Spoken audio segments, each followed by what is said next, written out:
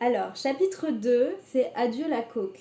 Alors, il faut savoir qu'il y a 2 ou 3 chapitres, c'est écrit au début du livre et j'ai perdu le fil et on s'en fout un peu, mais il y a 2 ou 3 chapitres qui étaient déjà utilisés dans un autre truc et il les a recollés dans son livre parce qu'il fallait faire de la matière, je suppose. Frédéric est une grosse feignasse, mais je ne critique pas, pratiquant moi-même la feignantise. Donc, chapitre 2, Adieu la coke, donc il parle de la cocaïne. Il en a pris plein, il dit que maintenant c'est pas bien, et en plus avant c'était cool et maintenant c'est ringard. En 2005, il a essayé de prendre de la coke au Festival de Cannes avec Yann Barthès. Et Yann Barthès était effaré, lui a dit non mais c'est pas mon truc. Frédéric est un peu... il se rend compte qu'il est un peu dépassé. Il dit qu'il n'y a plus de respect pour Tony Montana. Ce pauvre Tony n'est plus qu'un narcotrafiquant. Bah oui, c'était rien d'autre à l'époque. Je me rappelle la fascination qu'il y avait autour de Tony Montana.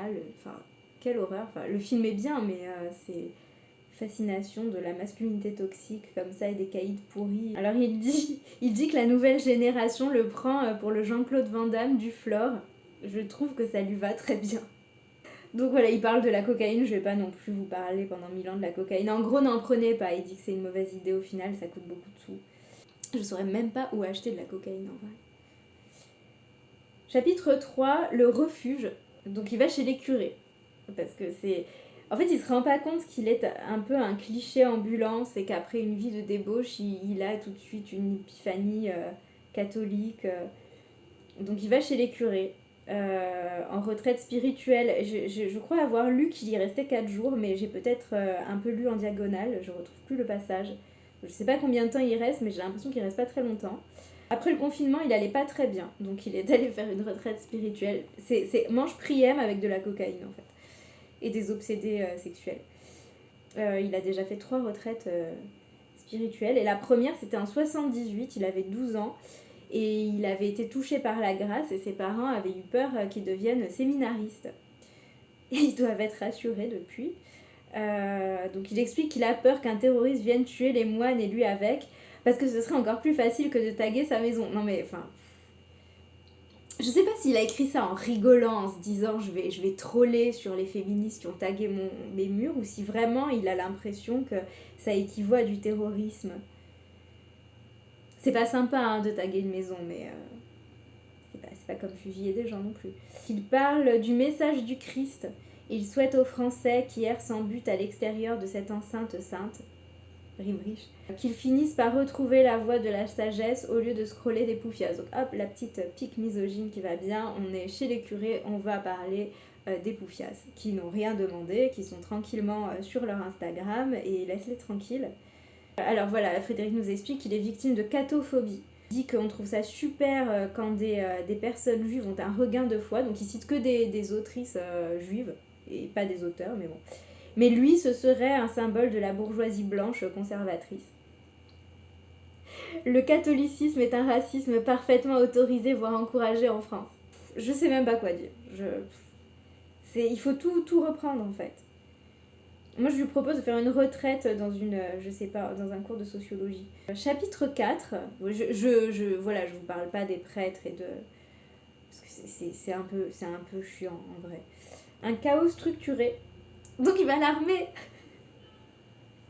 Après les prêtres, il va à l'armée. Un peu comme le prince Harry. Vous voyez, les aristoriches, ils ont plein de points communs comme ça.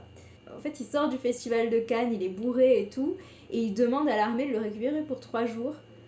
Pour faire un stage intensif de 3 jours. Donc je sais pas du tout si ça marche, si nous, voilà, tu t'emmerdes et tu te dis ah bah tiens je vais aller à l'armée pendant 3 jours, je sais pas s'il y a un caporal ou j'en sais rien qui vient te chercher et qui t'emmène comme lui à l'armée. Il espère devenir un homme. Oh là là, mais c'est un cliché, c'est pas possible. Il parle de la guerre en Ukraine et il se demande pourquoi trouve-t-on normal que des hommes meurent, ça ne me semble pas très féministe. Mais elles ont fait quoi les féministes? La guerre en Ukraine, c'est pas les féministes, hein. Vous réglez vos trucs entre vous là. L'autre jour, je suis allée faire mes courses à Bio, c'est bon, les prix avaient vachement augmenté, c'est pas très féministe quand même, l'inflation. Ah, une nouvelle fulgurance, il voit pas la différence entre les dom-toms et les colonies. Pourquoi l'Algérie française c'est mal et la Calédonie française c'est bien? Attention Frédéric, tu deviens woke. Donc il parle de son colonel qui est une armoire à glace qui descend un whisky après le petit déjeuner comme si c'était de l'eau. Ah, mal alpha. Il se bourre la gueule à l'armée. Donc c'est rassurant, ils ont des armes ces gens-là. On lui offre le calot sacré avec son encre dorée. Donc ça doit être un chapeau militaire. Et son fils lui emprunte pour défiler dans leur jardin entre deux raids néo-féministes. Mais j'arrive pas à savoir si c'est censé être drôle ou si c'est censé être sérieux. Ah oui, non, là c'est très drôle. Donc il parle les militaires chantent des chants grivois, enfin des chants beaufs quoi. Donc à la salope, va laver ton cul malpropre et la bite à Jujul. Et Frédéric est ému aux larmes en les entendant chanter. Parce qu'il dit que ces chants disent l'atroce solitude de ces hommes envoyés si loin de chez eux. Il parle de tristesse insondable, de la souffrance de l'homme sans femme, du fond de la misère sexuelle. Donc quand vous entendrez la bite à Jujul, vous direz que c'est des hommes qui souffrent qui ont écrit ça. Oui, il parle pas des viols en zone de guerre et il parle pas non plus. J'avais lu un gros article sur. C'était devenu un bouquin aussi. Sur en fait le fait que les femmes soldates dans l'armée avaient plus de risques d'être agressées sexuellement ou violées par les soldats de leur propre camp que par des soldats ennemis. Donc il dit depuis MeToo, la pornographie est le lot de consolation des romantiques. Il trouve que les militaires sont pacifiques, la guerre c'est la paix. Il n'aime pas la violence, il y en a même un qui lui a dit qu'il aimait pas les chants porno. Du coup les autres le traitent d'embrayage. Et l'embrayage, vous apprendrez que c'est la pétale de gauche. Donc là il va vous expliquer qu'ils sont même pas homophobes, je suppose. Son père lui rappelle que son arrière-grand-père était soldat dans l'armée britannique, dans les colonies britanniques. Il a tué plein de monde dans les colonies britanniques. Du coup Frédéric se dit que c'est peut-être dans son ADN. Bon voilà, il a fait 3 jours d'armée, c'était chiant, après le séminaire et la cocaïne, voilà, Frédéric est un nouvel homme. Non. Chapitre 5, oh je suis tout affalée sur mon siège. Chapitre 5, un désir effrayant, c'est le dernier chapitre, franchement ça va, c'est court, c'est pas bien mais c'est court. Donc le chapitre 5 commence par une citation. Il fait beau, il fait bon, la vie coule comme une chanson, aussitôt qu'une fille est aimée d'un garçon. Donc une citation de Claude François. Et je vous le dis parce que j'ai lu quand même le truc avant, j'ai pris des notes, j'ai fait ça très sérieusement cette fois-ci. Il n'est pas du tout de question de la pédocriminalité de Claude François. Il a juste cité Claude François. Donc il dit qu'il est d'accord avec toutes les féministes les plus radicales. L'hétérosexualité est une horreur. Le désir nous taraude constamment. Ne pensez jamais qu'un homme est autre chose qu'un sexe en quête de plaisir, une main en quête de sein, une peau avide de caresses, un visage qui veut mordre un cou. L'homme est une menace d'amour. Je suis prêt à dire n'importe quoi pour parvenir à t'embrasser. Tous des salauds, non, mais tous des bêtes, c'est vrai, nous en souffrons autant que les femmes. Non. Donc j'espère que les hommes qui écoutent là, qui ont lu ça, ils vont bien tenir la veste de Frédéric, parce que quand c'est une femme ou une féministe qui dit que c'est tous des pervers, etc., et tout le monde qui crie « Ah, pas tous les hommes, not all men, etc. » Frédéric, il a dit que tous les hommes, hein, vous êtes tous des pervers, c'est lui qui l'a écrit, donc je serais vous, je le prendrais très mal. Il veut dire aux féministes les plus radicales, c'est vous qui avez raison. Nous devons tout réinventer. On apprend au passage que c'est Weinstein qui a fait traduire son bouquin aux États-Unis, décidément. Son carnet d'adresses, c'est ouh. Toute femme est une utopie, une possibilité de bonheur. Aucune femme ne se rend compte de 1% de ce que nous ressentons. Elle croit que nous sommes disciplinés, domptés, courtois. Non. Si les femmes pouvaient lire dans nos pensées, elles seraient terrorisées. Donc il explique très longuement qu'il est obsédé du cul. Donc là, les garçons, franchement, prenez le mal, hein, prenez le mal. Hein. Chaque femme que je croise est scannée systématiquement au rayon X. Je veux dire transformée en film X. C'était pas assez subtil, donc il vous explique la blague. De manière instantanée. Dès que je rencontre une femme, je l'imagine en train de faire l'amour. C'est la vérité de l'homme. Quand on ne vous touche pas, c'est parce que la loi l'interdit. La peur de la prison ferme retient les hommes d'agresser sexuellement toutes les femmes qui leur plaisent. C'est Frédéric qui l'a dit. Pourtant, nous ne sommes pas des monstres. Bah, vous faites un peu flipper quand même, hein. C'est un miracle quotidien que davantage de femmes ne soient pas victimes d'agressions sexuelles. L'immense majorité des hommes se contient tout le temps. Il est effrayant de se retenir toute la journée de sauter sur les femmes. Moi, je pense que s'il souffre comme ça, il faudrait le castrer, en fait. Pour lui, hein, avec son accord, bien sûr. L'homme est un criminel potentiel. Alors, on notera que, franchement, il y a déjà des féministes qui ont dit ça et tout le monde leur tombe dessus. Et pourtant, l'homme tient bon. Il idolâtre tellement les femmes qu'il respecte leur corps, c'est fabuleux. Je suis fière de cet exploit quotidien qui consiste à croiser toute la journée des femmes qui me plaisent et à ne jamais leur dire. On a les exploits qu'on mérite, hein. Il trouve que les néo-féministes ont raison quand elles disent que les hommes objectifient la femme. Il reparle d'Annie Ernaux, il a une légère obsession pour Annie Ernaux. Il dit qu'il serait tombé amoureux d'elle s'il l'avait connue plus tôt. Alors déjà, elle est toujours vivante. Et chose amusante, Annie Ernaux a autant d'années d'écart avec Frédéric Beigbeder que Frédéric Beigbeder avec sa troisième femme. Je dis pas qu'il doit aller draguer Annie Ernaux, elle mérite pas ça. Mais à chaque fois, il y a un quart de siècle d'écart, donc il dit que la vengeance littéraire d'Annie Ernaux, ça va, c'est pas grave. C'est quand la revanche d'Annie Ernaux aboutit à l'agression de mon domicile privé qu'elle devient fasciste. Je sais pas si c'est Annie Ernaux, c'est peut-être Annie Ernaux qui a tagué sa maison, c'est pour ça qu'il lui en veut. Et sa voiture électrique. Il dit que Annie Ernaux a capitalisé toute sa vie sur la honte de sa jeunesse. Il dit plein de vacheries sur Annie Ernaux qui a hérité de ses parents épiciers d'un talent pour l'exploitation d'un fonds de commerce. Il la compare à Amélie Nothomb, donc à Amélie Nothomb qui a été agressée sexuellement, mais elle n'a pas ressassé son traumatisme. C'est une bonne victime, Amélie Nothomb. Il distribue donc des points sur qui développe correctement ses traumas. Annie Ernaux a réussi à fabriquer une œuvre à la fois creuse et plate. C'est Frédéric qui vous dit ça en plus. Il dit qu'elle a dénigré Houellebecq et que c'était pas élégant. Alors que Frédéric, là, il dénigre pas du tout et c'est très chic. Il dit que c'est une fraude. Il dit qu'elle doute de sa valeur, qu'elle a un fond de lucidité, qui la taraude, un sentiment d'usurpation. Ouais, moi, je vois plutôt une projection, hein, ou alors il comprend pas qu'elle soit humble. Parce qu'il a pas l'air très humble comme garçon quand même. Ah, il reconnaît qu'il est énervé après Annie Ernaux parce qu'il lui ressemble. Le mariage sert à canaliser l'homme, qui est un satyre. Le mariage fait de lui un animal domestique. Weinstein, il était marié, hein, PPDA aussi, Nicolas Hulot aussi, enfin je crois. L'autre mot pour désigner un homme déconstruit est un mari. Il fait chier que sa femme. Et encore, pas toujours. Il dit que les religions ont été créées pour empêcher le désir masculin de détruire l'humanité.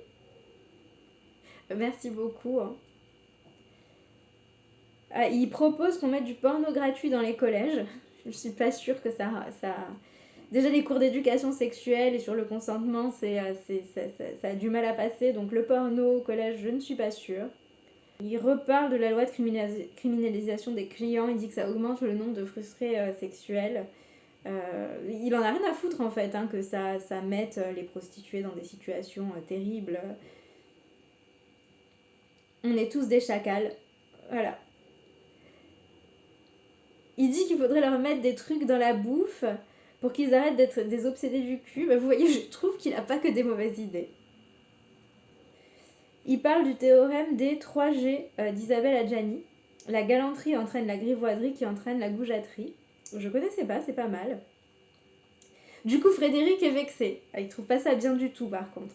Il décide que puisque c'est comme ça, il va plus payer l'addition, il va plus se laisser doubler dans les files d'attente, il va plus ouvrir une porte, il va plus complimenter les femmes sur leur physique, il va plus leur offrir des fleurs et des bijoux, il va plus leur faire la bise, il va plus leur laisser sa place dans le métro, et il va plus défendre sa femme en cas d'agression. Comme ça, hein, dans 10 ans, toutes les femmes auront la nostalgie de la goujaterie. Non. T'inquiète pas pour nous, ça ira. Ah, là, il parle de l'hétérophobie. Il va tout nous faire. L'homophobie est un délit, mais l'hétérophobie est encouragée, comme la catophobie. Il parle pas de racisme anti-blanc, je suis un peu déçue, ou de discrimination anti-riche. Pour lui, c'est exactement la même chose et c'est aussi horrible de traiter quelqu'un d'hétéro-beauf que de pédé ou de tapette ou voilà, n'importe quel... La seule différence, c'est que les hétérosexuels ont été au pouvoir pendant des millénaires, bah, ça fait une sacrée différence quand même. Il trouve que les homosexuels ne devraient pas se comporter aussi abjectement que les hétéros se sont comportés avec eux. Et cette vengeance est indigne de leur dandysme. Mais... Enfin, c'est... Encore une fois, je sais pas si c'est du troll ou s'il est sérieux, parce que je connais pas d'hétérosexuels qui se sont fait mettre dehors de chez eux parce qu'ils étaient hétérosexuels. Je connais pas d'hétérosexuels qui se sont fait casser la gueule dans la rue parce qu'ils avaient, ils avaient l'air d'être hétérosexuels ou qu'ils étaient en couple avec une personne de sexe opposé. Je connais pas de catholique qui n'a pas eu un appartement parce qu'il était catholique. Enfin, je sais même pas quoi dire. Alors il aimerait être gay mais il n'y arrive pas parce que il a essayé, il est allé chez les curés et les militaires, apparemment il n'a pas eu de révélation. Parce qu'il dit que les gays sont des obsédés du cul et comme ils sont entre hommes obsédés du cul, bah, du coup ils peuvent assouvir tous leurs fantasmes. Alors bon, je vais pas parler à la place des concernés mais je trouve que c'est légèrement cliché quand même. Ah, il trouve que les préjugés sont idiots, on est d'accord. Ensuite, il râle parce que personne ne l'a jamais félicité d'avoir signé une pétition de Cosette pour l'allongement du congé de paternité en 2017. Alors, depuis juillet 2021, le congé paternité est passé à 25 jours et il attend toujours des graffitis de gratitude devant sa devanture. Donc si vous voulez taguer merci, n'y allez pas quand même parce qu'il a toujours mis, il a son chien Simone qui va vous bouffer et il a des vidéos et une alarme dernier cri. Mais en tout cas, le congé paternité, c'est grâce à Frédéric. Vous trouvez que j'exagère, que j'en rajoute dans le registre de la complainte du mal alpha? Non, penses-tu? Là, il parle de Miyaki Ono, qui est une autrice, et qui a écrit un bouquin pour dire que la pénétration est un viol. Donc lui, il trouve ça horrible et il dit ça choque personne. Est-ce qu'il faudrait censurer le livre? Il parle de terrorisme anti-pénétration. Frédéric veut tremper son biscuit, d'accord?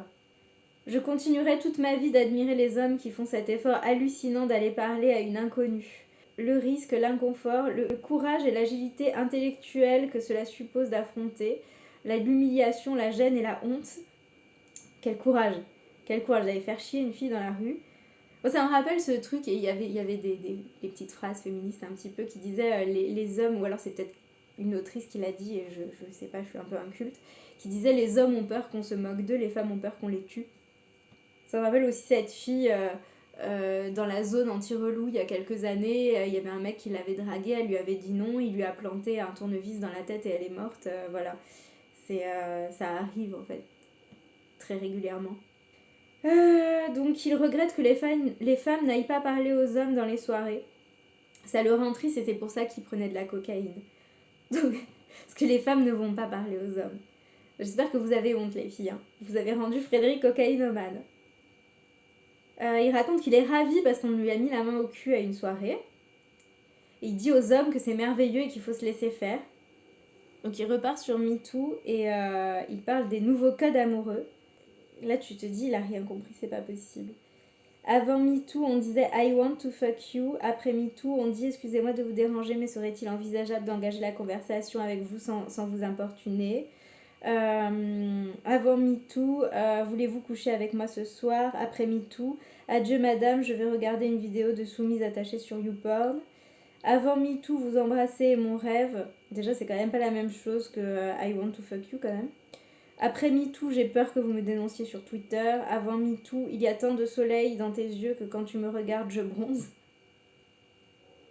Non, ça c'était pourri même avant MeToo hein, quand même. Après MeToo, j'ai adoré le portrait de la jeune fille en feu. C'est mon film préféré. Voilà, une petite pique faite à une autrice féministe encore. Avant MeToo, je t'aime, je t'adore, je te vénère et je t'admire. Après MeToo, t'es grave bonne, frère. Oui, ça n'a aucun sens en fait. Avant MeToo, je suis tétanisée, paralysée par votre beauté, je ne sais que vous dire.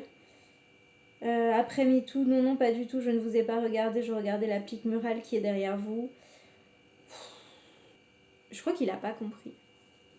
Ah, il explique qu'il joue à un jeu avec lui-même. C'est le jeu du oui-non. partout où il est, qu'il soit dans le train, à la terrasse d'un café, dans la rue, n'importe où. Donc, est-ce qu'il coucherait avec cette femme, oui ou non? Il classe les femmes dans 2 catégories, oui ou non.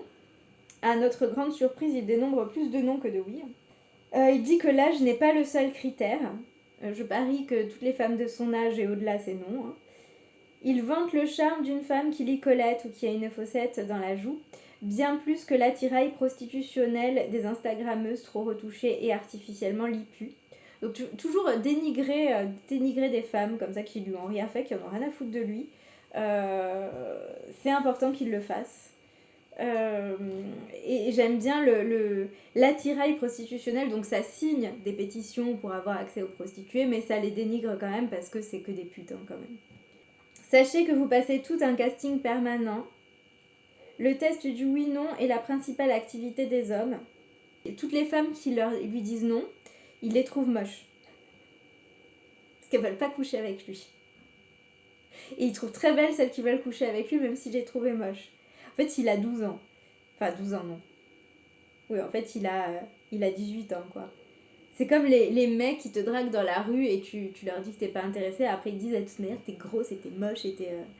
Si je réalisais mon désir, je serais tout le temps tout nu dans la rue en train de me frotter sur des inconnus comme un caniche. Je rappelle, c'est un livre pour sa fille. Pour quand elle saura lire. Donc maintenant, elle sait lire, donc sa fille le lit.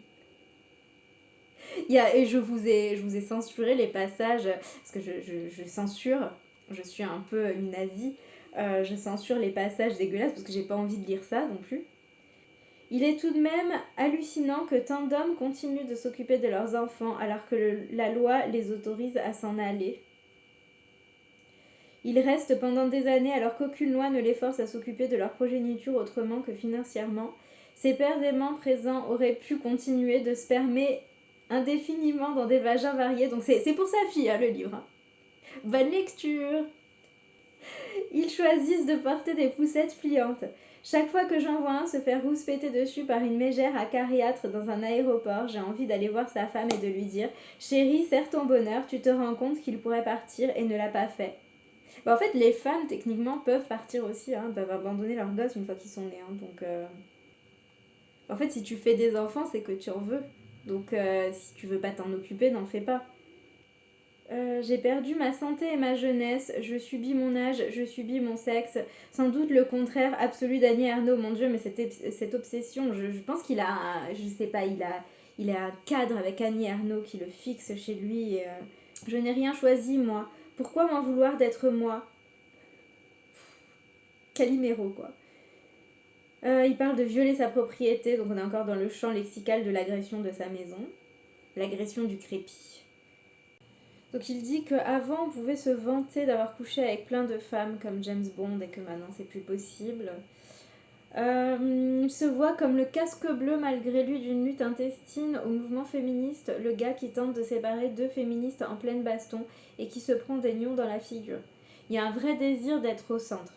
On lui a rien demandé mais il veut participer. Il n'aime pas ne pas participer. À l'attention des spécialistes dans la guerre entre féministes, je me situe plutôt dans le camp d'Elisabeth Badinter et de Sylviane Agacinski que dans celui de Sandrine Rousseau et d'Alice Coffin. C'est pas vrai! Il conseille aux gens de se marier. Il parle de sa femme qui est merveilleuse, c'est son 3e mariage, donc le mariage, bon, il faut te marier plusieurs fois. Bien sûr, elle a un quart de siècle de moins que lui, elle lui a fait découvrir l'amour et le sens de la vie. C'est toujours très sympa pour les précédentes épouses. Il dit qu'il est passé du romancier mondain à l'écrivain pestiféré. Moi, j'ai toujours cru que c'était le Marc Lévy de la défonce. J'avoue avoir lu qu'un livre de lui, donc je crois que je suis un peu passée à côté. Tout ce dont je me moquais depuis mes débuts m'était soudain reproché. On me confondait avec mes personnages. Vous vous souviendrez bien que Frédéric, c'est le mec qui voudrait être un caniche pour se frotter à toutes les femmes. C'est pas ses personnages.